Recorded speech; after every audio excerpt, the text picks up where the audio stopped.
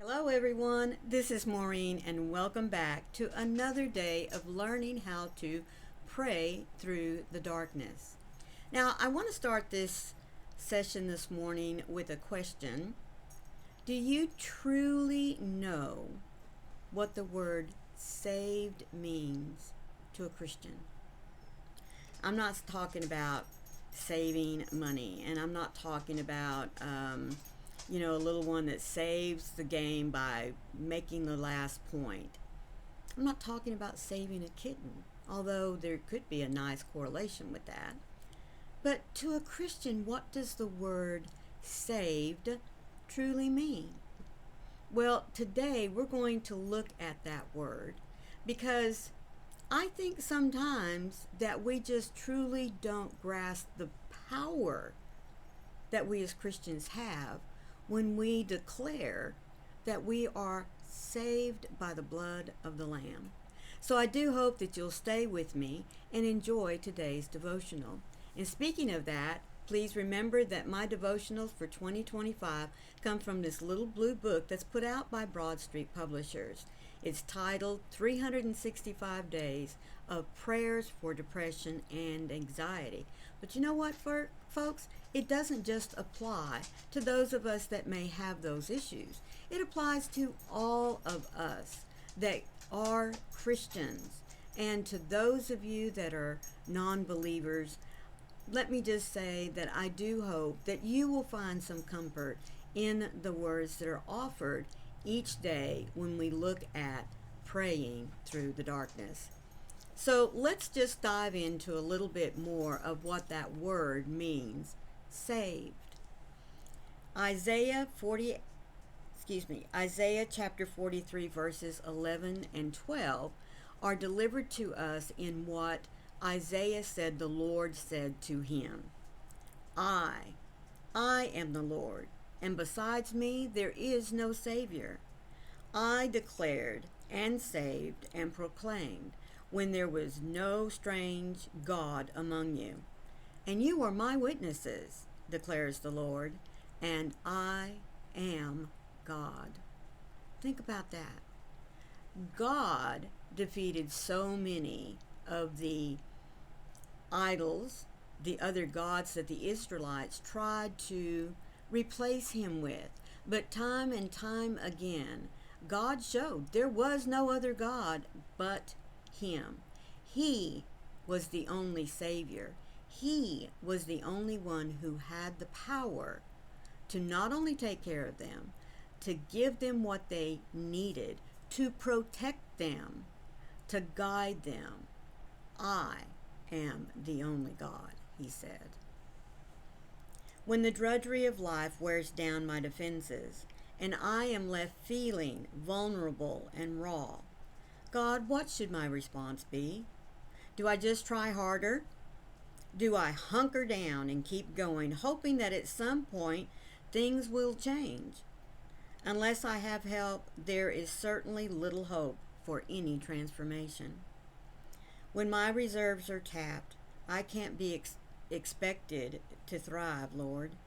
You are the source of every good thing, and you never run out or dry up. You are the help I need and the Savior that continuously comes through for me. Where I feel overwhelmed and under fire on every side, I call out to you, my faithful God, who rescues me time and time again. Faithful one, I depend on you for help in every trouble I face. I cannot save myself. You know that I've tried. So don't stop showing off your power, and please don't ever stop reaching out in mercy. I am yours. Fill my heart with the confidence of your closeness. Those are really powerful words, folks. To acknowledge the fact that we can't do it on our own. Nope, there just isn't any way. And I think what we tend to forget in that struggle is that Satan is much more powerful than we are. When we do not call on and reach out for the defenses that God's waiting right there to give to us, to wrap us around in, Satan's just going to keep banging and hitting and knocking and slapping. As the little prayer said, do I just hunker down? Do I just give up? What do I do? But folks, that beautiful little word that I talked about in the very beginning, being saved, has so much power. It truly, truly does. And I think we tend to forget that we are saved. We are children of God. He loves us. He doesn't want to see us burdened with attacks from Satan, from the world. He is there waiting to help us every single time. He truly is. We just have to humble ourselves before him and acknowledge the fact that we can't do it on our own. In fact, whenever we try, if we're honest with one another, when we continue to try to do things on our own, we just get beaten down more and more. We make a bigger mess every time that we try to go it on our own. But that word of being saved, it means that we have acknowledged the fact that God is our one true Savior. We acknowledge the fact that only his love and his mercy and his grace is what saves and protects us from the sins of the world, from the onslaught of things that just wish to pull us down and keep us in the mire and the muck. Now, there is a beautiful little song that has been out in, I want to say recent years, but I've just found out, that songs that I love in the 70s and 80s are now considered vintage. What? No, they're not. But anyway, I'm not going to say that this is a vintage Christian song, but it is a very popular song that has words in it that I think we need to really stop and consider, because it sums up very beautifully what being a child, a saved child of God, really, really means. Let me pull it up for you.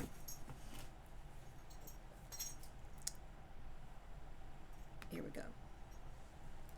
The title of the song is, just a second, Your Love Never Fails by Jesse Culture. Now, like I said, many of you may recognize it, but these are the lyrics. Empty and broken, we are desperate for your touch. From the ashes of our hearts, Lord, we raise you up. All of our failures, all of our weaknesses, you carry us in your arms. You stay with us and you carry us through the storm. You lead us with your love, and now our hearts will soar. The chorus is so beautiful, folks, and to me it's a wonderful definition of being saved. Your love never fails. It never gives up, and it never runs out on me.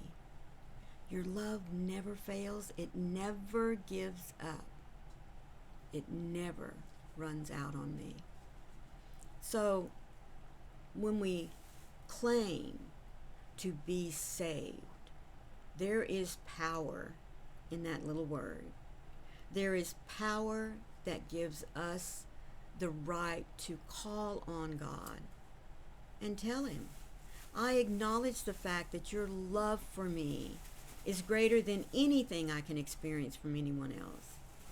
I acknowledge the fact that your power is strong enough to take care of everything that I may deal with. And I also acknowledge that you are always there with me. You're never going to run out. You're never going to give up. You're never going to leave me. Isn't that wonderful? And that's what we need to claim. We need to stand up and boldly declare that today is going to be a good day, because I am saved. I am a child of God. He loves me. He's never going to give up on me. No matter how many times I fall on my face, He's going to be there to gently pick me back up, dust me off, and say, let's do this again. It may happen 20, 30, 100 times in one 24-hour period, but folks, He's always going to be there to lift us up. But you know what the big key is?